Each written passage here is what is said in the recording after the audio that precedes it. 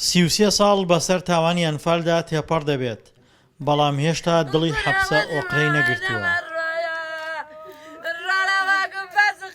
هەموو ساڵێک لە 14/4 دێتە سەر گۆڕی ئەنفالکراوەکان و ڕۆژانی ئەنفالی دەکەوێتەوە یاد و بە گریان گزارش لە خەمەکانی دەکات.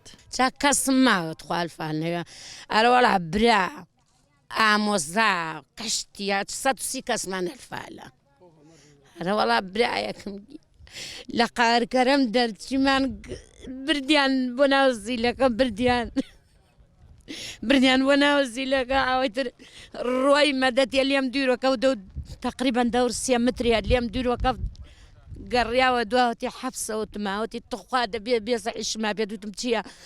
وەڵا وای لە پشتێنەکەی کرد و پشتێنە پشتیان ژێر تاقمەکەی بی کردیەوە و لیلی دادایە دەستنەوەتی حەبسەوتما وتی تخوا ئەمە پشتێنەکەمە ژێر تاقمەکەمە تخوا لە ناوی نەدەبووە مێڵگرم هەتا تێمەوە ئەو ڕۆینە ڕۆیتر نەمدی ئیتر نەمدی نەمسانی. کەسوکاری ئەنفالکراوەکان تەنها غەمگین نین بۆ کەسوکارەکانیان، بەڵکو تووڕەشن.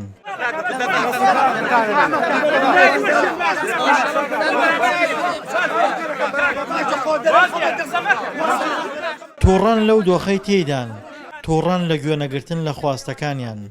توخوا تا ئیساکێ ئێمە ئەوە قەورەکانمانە ناتوانین بیسەلمێنین بڵێن ئەنفالە، تا ئیسا ئێمە مۆنۆمێنتێکمانە تعبیر لە ئەنفال بکە، تا ئیسا ئێسکوفروسکەکانمان لە منتیقەی عەرعەرە لەوێ سەگ دەریەکا و شوان گاڵتەی پێکا، تا ئیسا ئێمە وەکو کەسوکاری ئەنفال تێن لێرا گوڵە لاسقینێک دانێن بۆ ئێمە 30 ساڵە یعنی من کابرایەکی تاقانم فەرموو من پرسیار لێەوەکەم بیسەلمێن بۆ من ئەو گۆڕستانە ها کیە کەسوکار ئەنفالە کیە ئەڵێ من ئەو گۆڕانم هەڵداتەوە ئیسەلمێنم بیسەلمێنی بۆ من ئەنفالە تا ئیسا لەم دنیای پێشکەوتنا فەحسی DNA و سمپڵ بۆ ئێمەوە نەگیرا. وێنە و ناسنامەی بەشێک لە ئەنفالکراوەکان ماوە، بەڵام هێشتا گۆڕەکانیان ونە و تەنها ژمارەیەک گۆڕی بە کۆمەڵ هەڵدراونەتەوە، بە سەدان گۆڕی تری بە کۆمەڵ هێشتا دەستیان بۆ نەبراوە.